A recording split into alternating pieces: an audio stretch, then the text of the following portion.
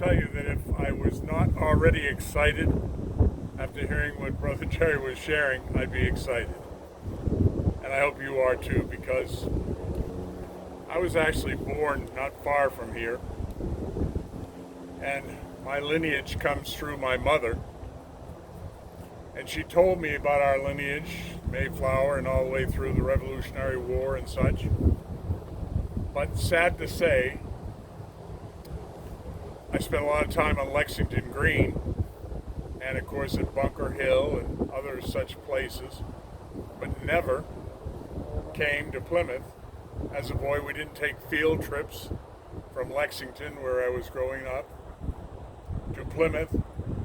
And years later, when I found out that very few people even know that this monument existed, needless to say, I went on a mission. I'm a mission-oriented person. That must be in my DNA. And it's certainly any Mayflower descendant, that's in your DNA as well.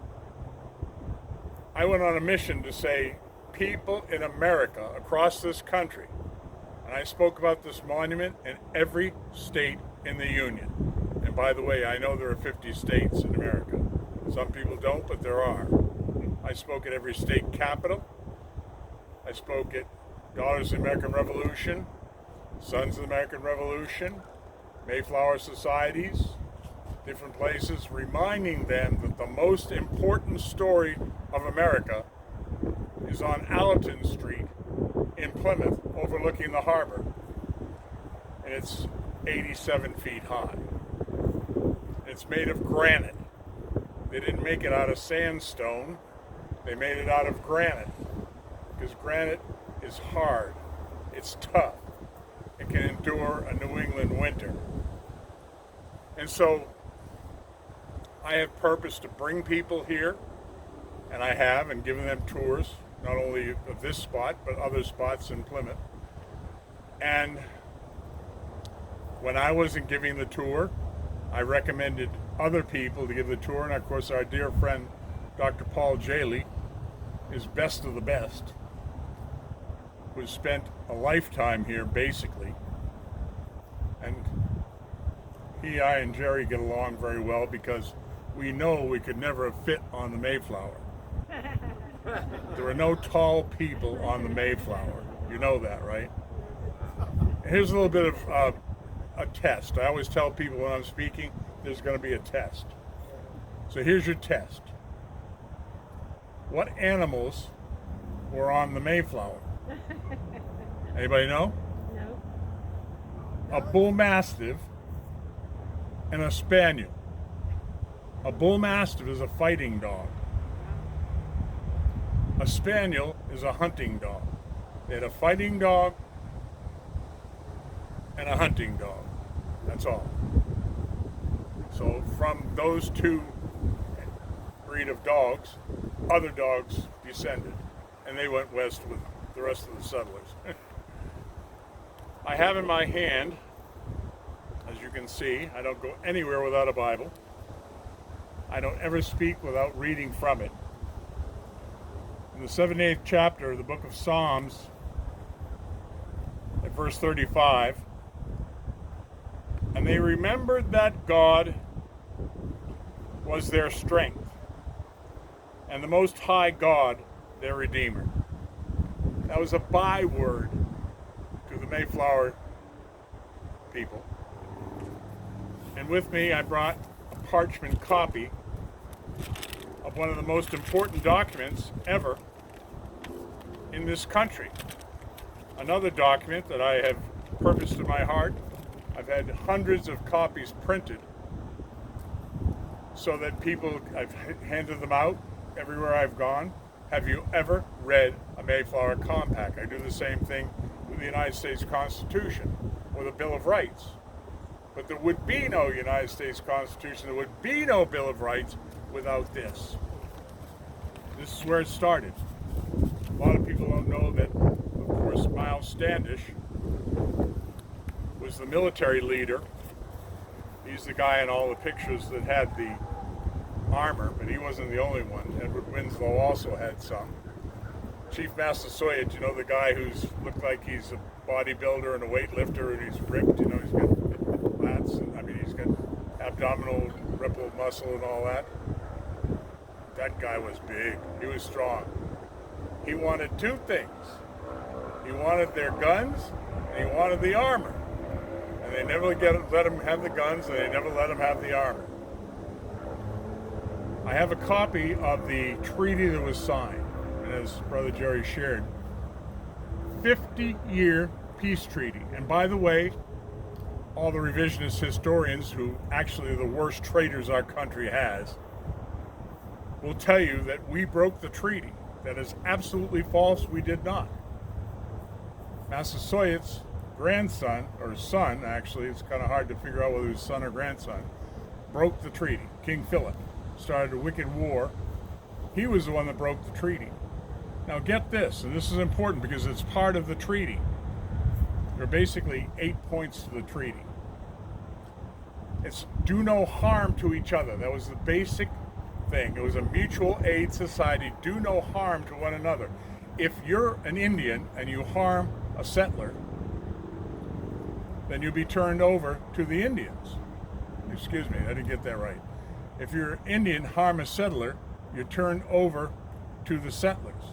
If you're a settler, harms an Indian, you're turned over to the Indians. No peace treaty in America has been like that. But that's the kind of trust that was built up. And when Massasoit was dying on his deathbed, and they sent one of the elders over to cure him and work on him and to pray for him, he sat up in his bed. He said, "By this I know that you love me." And so, like Brother Jerry said, two vastly different cultures. And I'm holding in my hand, and I just quoted to you from the Geneva Bible. This is the Bible that came over on the Mayflower. And by the way, if you get on Mayflower 2, the person that portrays Christopher Jones, the captain, makes light of it. He'll say, those bloody separatists and their foolish Bible, or whatever his terminology is, whoever's portraying it on that day. This is not a foolish Bible. A lot of the kings of Europe didn't like it because it spoke about civil magistrates ruling in the fear of God, or they would be judged. And of course, America's first pastor, whose picture is in the rotunda in Washington, John Robinson, never came to America. He never set foot on America. But his teaching to the pilgrims was so strong, and his teaching, and I say this as the patriot pastor of today, we speak about all the things. A true patriot pastor speaks about all the things that are on this monument. This is the whole story right there. You don't need to go anywhere else. The story is right here. And of course, without liberty, there is no law. We know that freedom of religion, freedom of biblical Christianity is liberty. Where the Spirit of the Lord is, there is liberty. The converse of that is pretty simple, isn't it? Where the Spirit of the Lord isn't, there isn't any liberty. Anarchy is not American.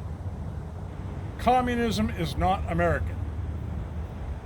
And though some people think in the first few years the Plymouth colony practiced a type of communism, the truth of the matter is they were looking at the book of Acts and thinking how they could share amongst each other, that they found out that people being people, when it's cold in the winter, nobody wants to get out of bed and go to work. So they said, okay, you get a piece of land, and if you fail to farm your land and you're hungry, that won't be our fault. And so they started to be very productive within the first 3 years. I also want to mention to you that very soon on, the Plymouth Constitution included a phrase in there that all Republican forms of government, and they weren't talking about Republican, Democrat, Libertarian, and all that, all Republican forms of government are predicated on what? Here's a shocker. On the consent of the governed. So don't be surprised. Very often I say, I do not consent. You do not have my consent.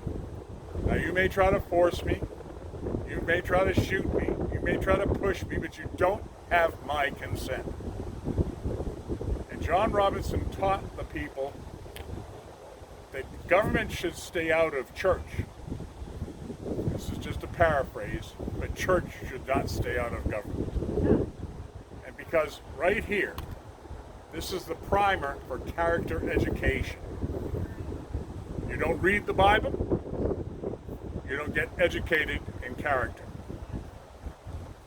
One of the greatest voices in America today, one of the most quoted, George Barna. Many of you probably know him or have heard him. He says, we don't start our children early enough learning the Word of God. If you go to Nehemiah, chapter 18, I believe it is, Ezra, the priest, Nehemiah, the governor, gathered the children of Israel just like this. And they spoke to them and they said, also bring in the people old enough to understand. Now you think about that, what does that mean? If your children are old enough to understand, and I don't know what that age is, maybe 4 years old, they need to be there and they need to hear what's being said by the governor, by the priest, by the preacher, by the pastor, from the Bible. They need to hear that. And the earlier they hear that, the better off for us. We've lost a generation or two. And when I see younger people in this crowd today, and I don't know, I might be one of the oldest people here. I hate to admit it, but it just sort of happened overnight. But I see some younger people here, and I'm thrilled. Because if they get this message,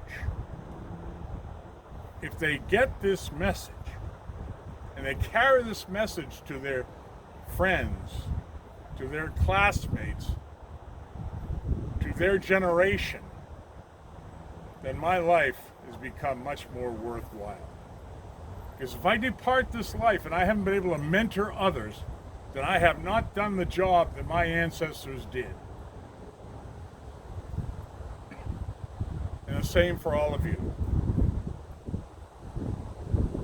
If you don't have a copy of the Geneva Bible, you might want to get one. Now, most people in America, of course, traditionally have used the King James Bible. Now, we know that King James is mentioned in the Mayflower Compact.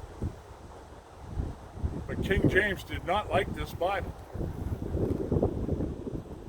because it put the onus on him. And by the way, in the Mayflower Compact, they were actually not trying to do without the government and do without the king.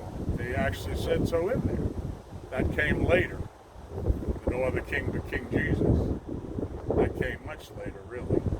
But right then they said, we have to establish a government because we're outside the territory. Now you know, as we said in the beginning, they were blown off course by the divine providence. How many times do you hear that word anymore? Divine providence. There's a city not far from here called Providence, Rhode Island. Roger Williams started it and named it Providence. That's not an accidental name. God provides. Jehovah provides.